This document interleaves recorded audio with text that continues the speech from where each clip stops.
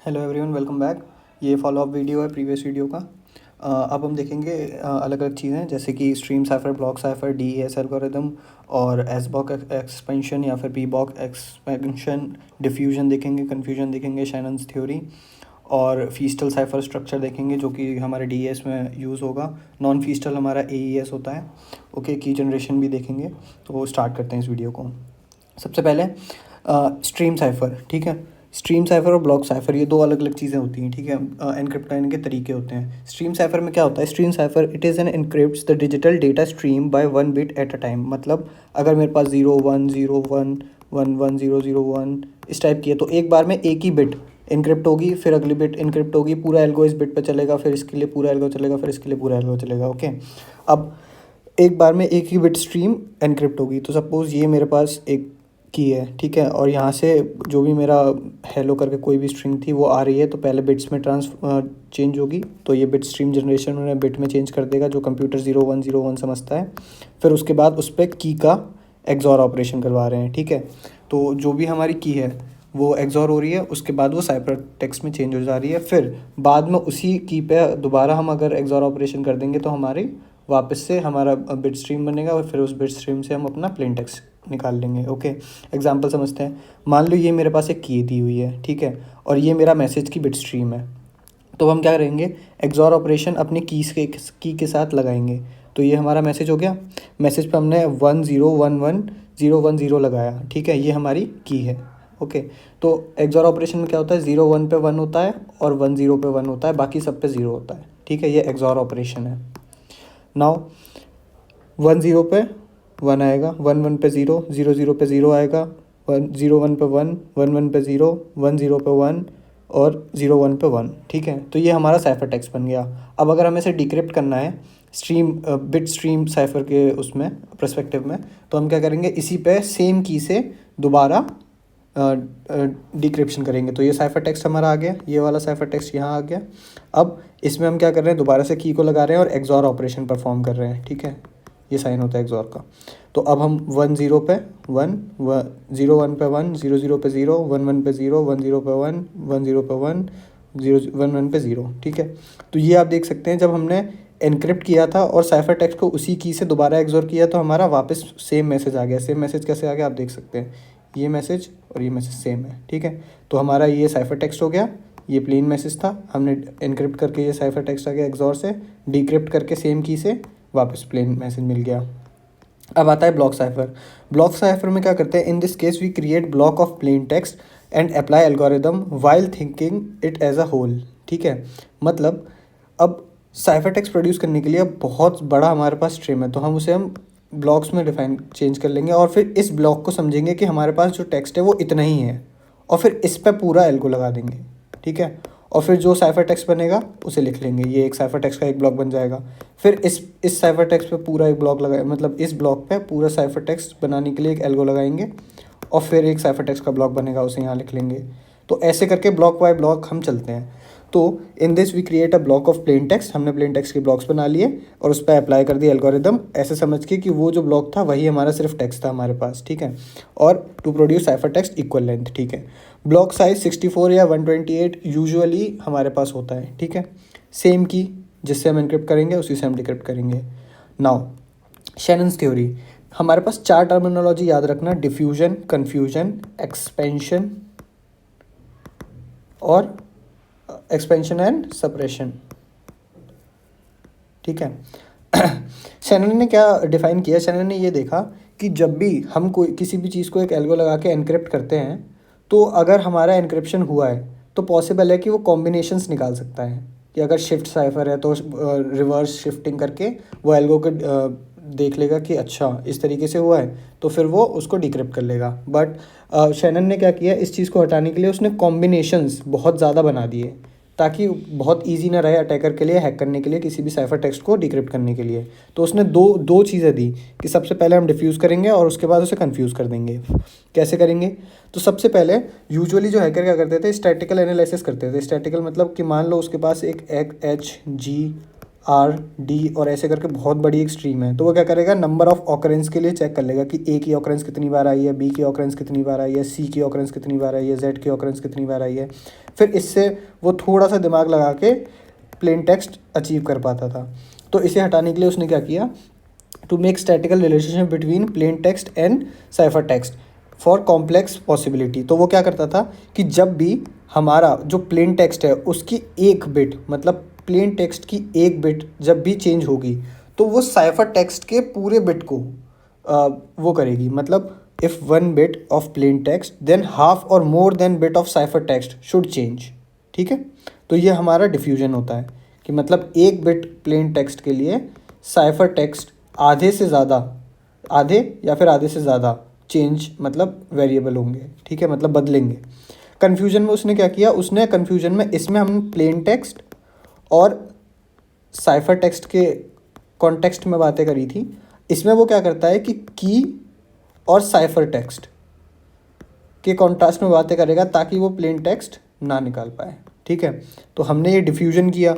अब हम कन्फ्यूजन कर रहे हैं क्रिएट उसके लिए। तो कन्फ्यूजन क्या करेंगे, relation between key and cipher text as a complex possibility.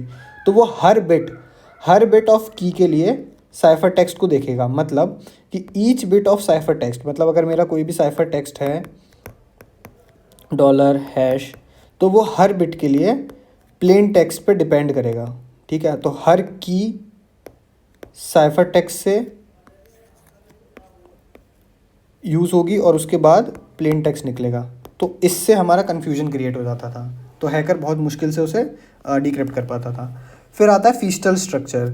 ये बहुत इंपॉर्टेंट है क्योंकि यही फीस्टल स्ट्रक्चर हमारा डेटा इंक्रिप्शन स्टैंडर्ड्स में काम आता है, DES एल्गो में काम आता है। ठीक है, तो ये बहुत ध्यान से समझना।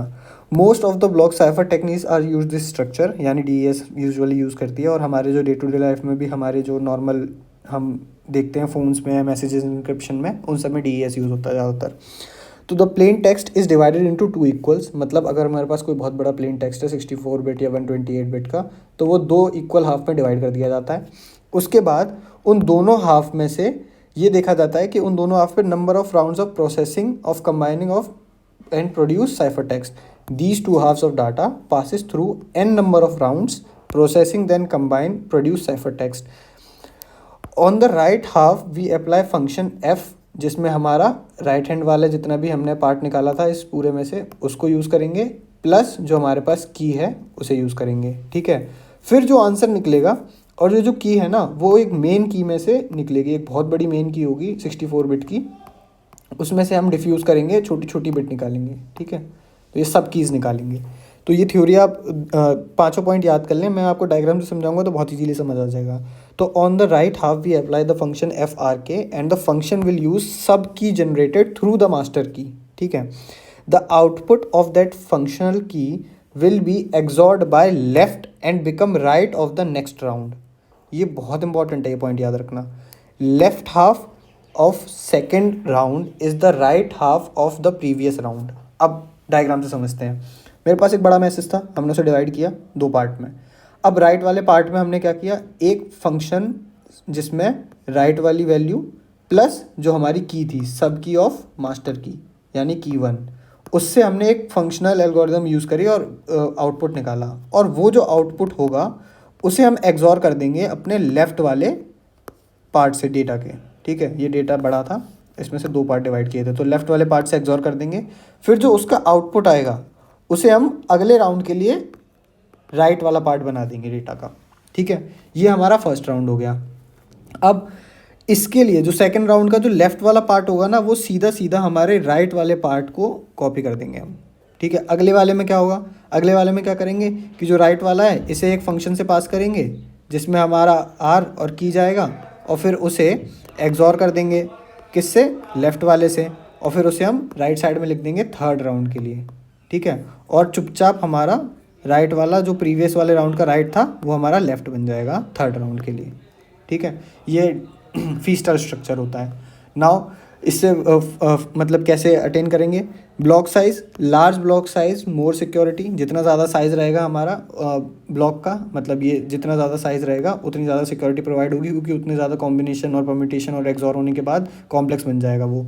की साइज़ लार्ज होना चाहिए ताकि हम कोशिश करें कि सिक्योरिटी बहुत ज़्यादा अचीव हो जाए। जितनी ज़्यादा कॉम्प्लेक्स बड़ी की रहेगी उतना ज़्यादा कॉम्प्लेक्स कॉम्बिनेशन बनेंगे और उतना कॉम्प्लेक्स साइफर टेक्स्ट बनेगा। बट इसकी वजह से जो हमारी एल्गोरिदम है वो थोड़ी सी स्लो हो जाती है, but may decrease the speed of encryption and decryption.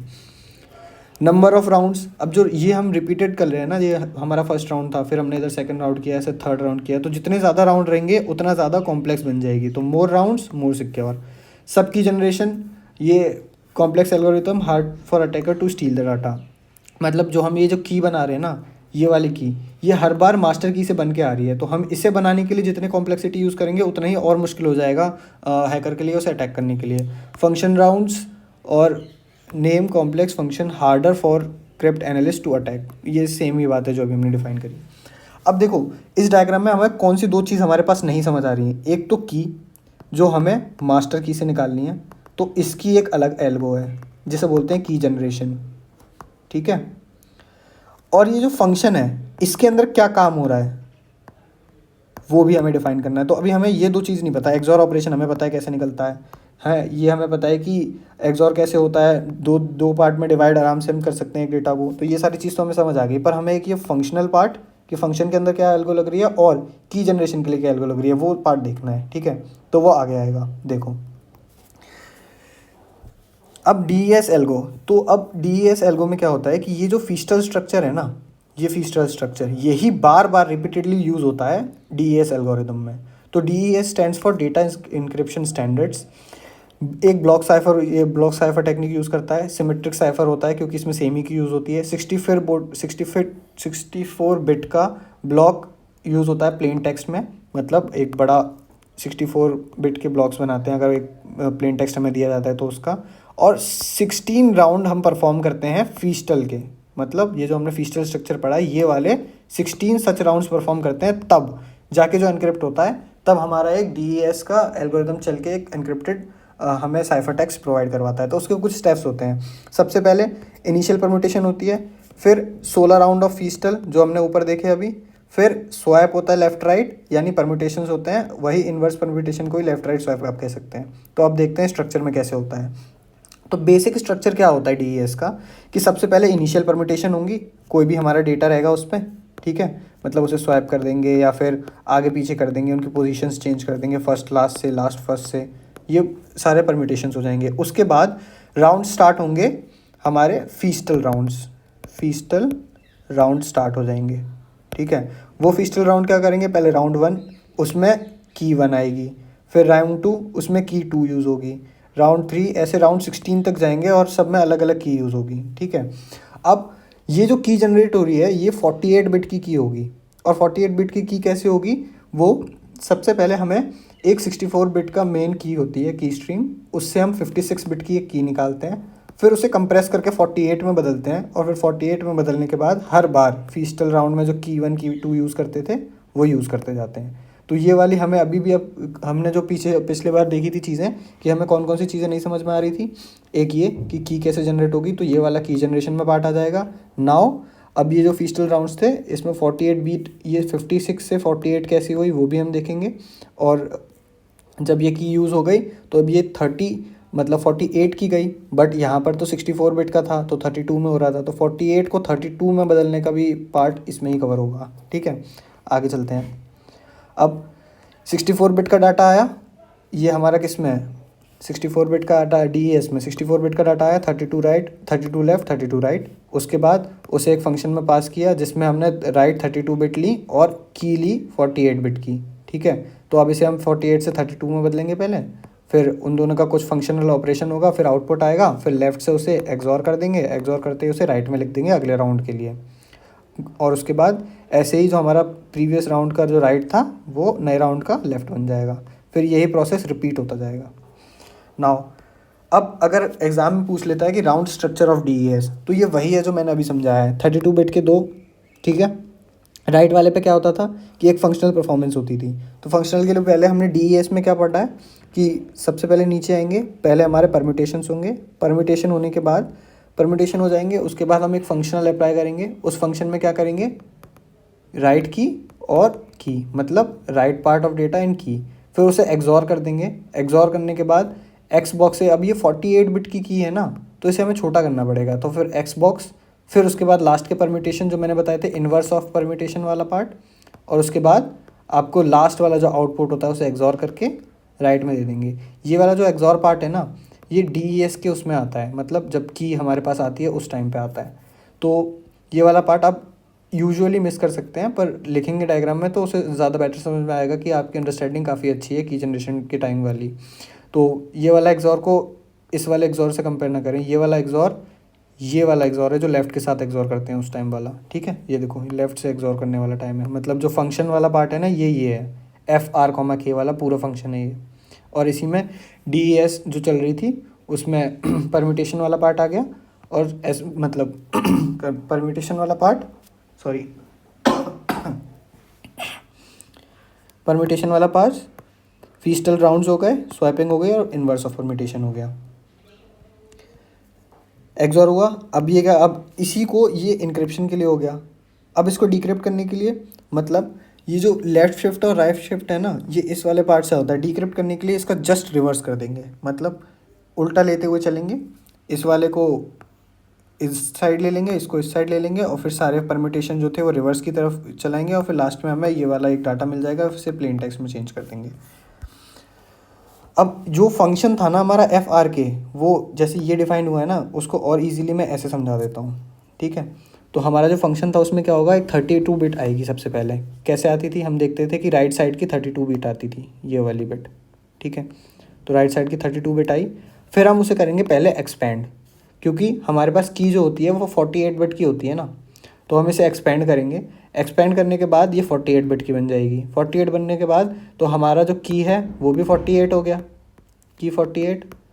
और अभी हमने एक्सपेंड किया है राइट साइड वाले पार्ट को डेटा के, वो भी 48 बिट का। तो इनका एग्जॉर जो है वो ईजिली परफॉर्म हो जाएगा, ठीक है। जैसे ही इनका एग्जॉर परफॉर्म हो जाएगा तो ये नीचे वाले पार्ट में आएंगे। अगले पार्ट में अब हमें इसे वापस 32 बिट का बनाना है, क्योंकि आउटपुट भी 32 बिट का ही होगा, क्योंकि हमारा इनपुट 32 बिट का है। तो अब जब एग्जॉर परफॉर्म हो जाएगा, फिर हम S बॉक्स, एक टेक्निक होती है जिससे हम कंप्रेस कर देते हैं, मतलब ये 6 बिट लेगा, आउटपुट 4 बिट देगा, 6 बिट लेगा, आउटपुट 4 बिट देगा, 6 बिट लेगा, आउटपुट 4 बिट लेगा।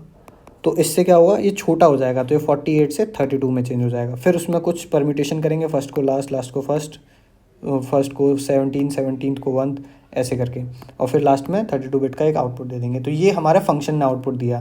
तो फंक्शन आउटपुट देते ही मतलब ये वाला आउटपुट आया। फिर इसका हम एग्जॉर करेंगे लेफ्ट से, और तब हम उसे नेक्स्ट वाले का राइट बनाएंगे। अब कैसे ये चीज़ परफॉर्म होती है, ठीक है, एक्सपेंशन के लिए। अब हमने देखा कि ये 32 से 48 बनाने के लिए हमें एक पार्ट देखना है, और ये 48 से 32 बनाना है, मतलब 32 से बड़ा करने के लिए, 48 बनाने के लिए हमें समझना है कि कैसे एक्सपेंशन होता है, और 48 से वापस 32 बनाने के लिए कैसे एक्सपेंशन होता है। वो वाली दोनों चीज़ यहाँ पर मैं डिफाइन कर रहा हूँ। मान लो 30 बिट का डाटा है, 0 और 1 के फॉर्म में, बट एक्सप्लेन करने के लिए यहाँ पर हमने लेटर्स ले लिए हैं, ठीक है। तो अब 32 बिट का है डेटा, तो 4 4 के कितने बनेंगे, 1 2 3 4 5 6 7 8, ठीक है, 8 चौक 32, ठीक है, 8 4 ज़ा 32। तो 844 साइज़ के हमारे ब्लॉक्स बनेंगे। बट अब हमें इसे एक्सपेंड करना है, मतलब इसे 48 का बनाना है, ठीक है। तो 48 का बनाने के लिए हम क्या करेंगे, हर बार इसमें 2 2 इंक्रीज़ कर देंगे, मतलब एक ब्लॉक के लेफ़्ट और राइट में, इस ब्लॉक के लेफ़्ट और राइट में एम्प्टी स्पेस, इसके लेफ़्ट और राइट में, इसके लेफ़्ट और राइट में, इसके लेफ़्ट और राइट में, इसके लेफ़्ट और राइट में, इसके लेफ़्ट और राइट में। तो अब क्या करेंगे, अब G है तो इससे प्रीवियस वैल्यू क्या है पिछले ब्लॉक में, T, तो इधर T लिख देंगे। E, इसके अगले ब्लॉक में पहली वैल्यू क्या है, T लिख देंगे, ठीक है। फिर ऐसे ही इसका चेक करेंगे, इसमें प्रीवियस की लास्ट वैल्यू क्या है, E, इसमें नेक्स्ट वाले की फर्स्ट वैल्यू क्या है, O, तो ये 6 का हो गया। ऐसे ही हम 6 6 के ब्लॉक बना लेंगे, ठीक है। तो ये सारे ब्लॉक बन जाएंगे। तो अब ये जो 4 बिट्स है हमने उसे एक्सपेंड करके 32 बिट से हमने इसे 48 बिट में बना दिया, ठीक है।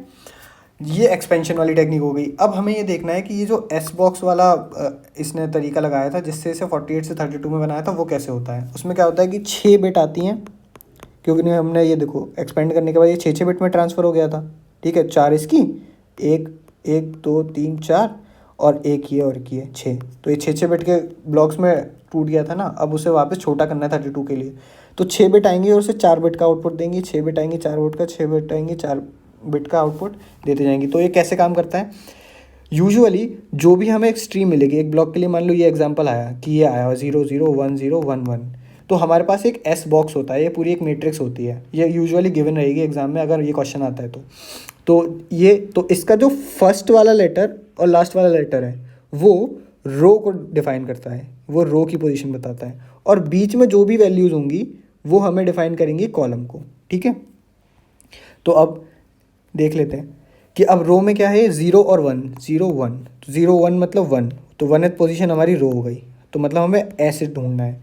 अब कॉलम के लिए 0 1 0 1, ठीक है, तो क्या होता है 1 2 4, मतलब 1 2 4, तो 4 और 1 यानी 5, तो डेसिमल वैल्यू 5 आई, इसकी वैल्यू डेसिमल 5 आई, तो 5 वाली जगह पे इंटरसेक्शन देखेंगे इस रो का और इस कॉलम का, तो जो भी एस बॉक्स में वैल्यू होगी उसे हम यहाँ लिख देंगे 7।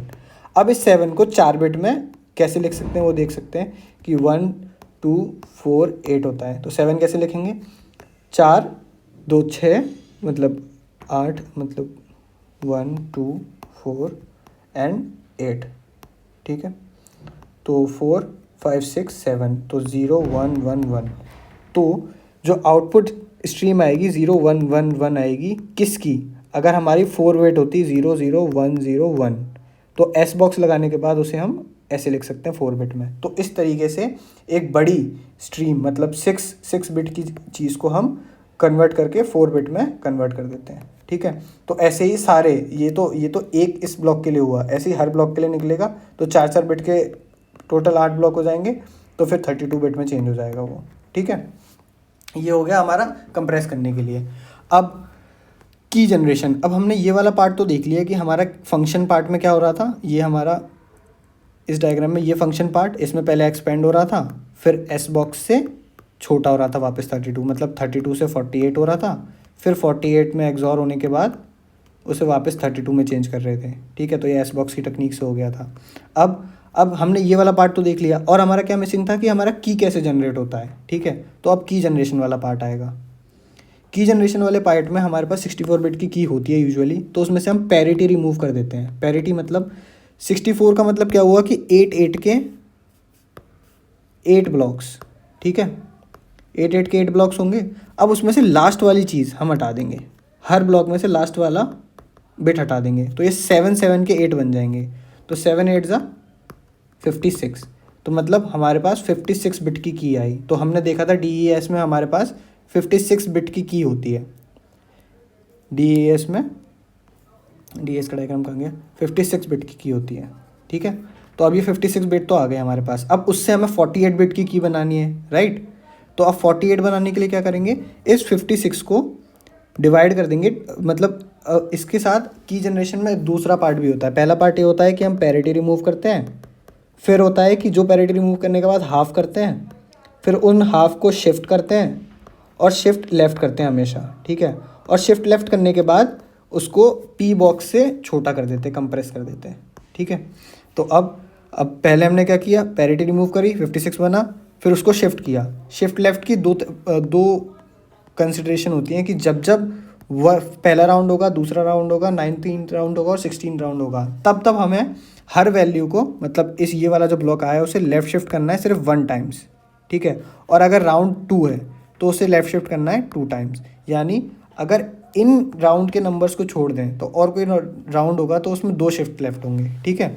शिफ्ट होने के बाद हम क्या करेंगे, 28 बिट 56 को 2 पार्ट में डिवाइड किया था, अब उन 28 बिट को पी बॉक्स के थ्रू कंप्रेस कर देंगे।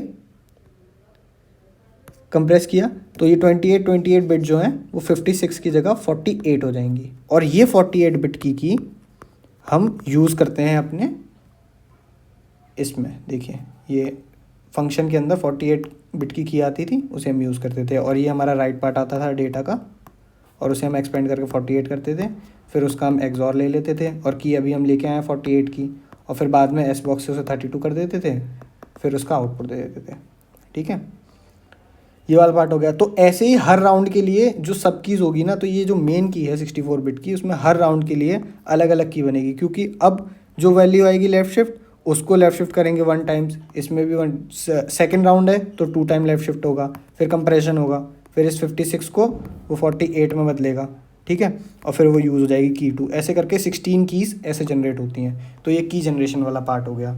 ओके, अब ये इस वीडियो में इतना ही है। इसके यूजुअली क्वेश्चंस नहीं पूछे जाते एग्जाम में, ये स्ट्रक्चर्स पूछे जाते हैं। तो एक तो ये राउंड स्ट्रक्चर भी पूछ सकते हैं, फंक्शन डेफिनेशन भी पूछ सकते हैं कि फंक्शन के अंदर क्या क्या ऑपरेशन होते हैं, और पूछ सकते हैं कि आपका की जनरेशन कैसे होता है। तो की जनरेशन हमारा हमने बताया कि ऐसे होता है। तो की जनरेशन वाला डायग्राम ये याद कर लो एक बार, इसके स्टेप्स, पहले पैरिटी निकाल देते हैं, उसके बाद लेफ्ट शिफ्ट करते हैं, लेफ्ट शिफ्ट करने के बाद उसे 28 बिट को कंप्रेस कर देते हैं पी बॉक्स से, और फिर 48 बिट की को यूज़ कर लेते हैं, ठीक है। फंक्शन डेफिनेशन में क्या होता है, 32 बिट का राइट पार्ट होता है, उसे एक्सपेंड करके 48 करते हैं, फिर उसको एक्सॉर कर देते हैं, एक्सॉर करने के बाद उसे एस बॉक्स से छोटा कर देते हैं 32 बिट का, और 32 बिट को आउटपुट दे देते हैं, और फिर बाद में एक्सॉर करके लेफ्ट वाले पार्ट से अगले वाले का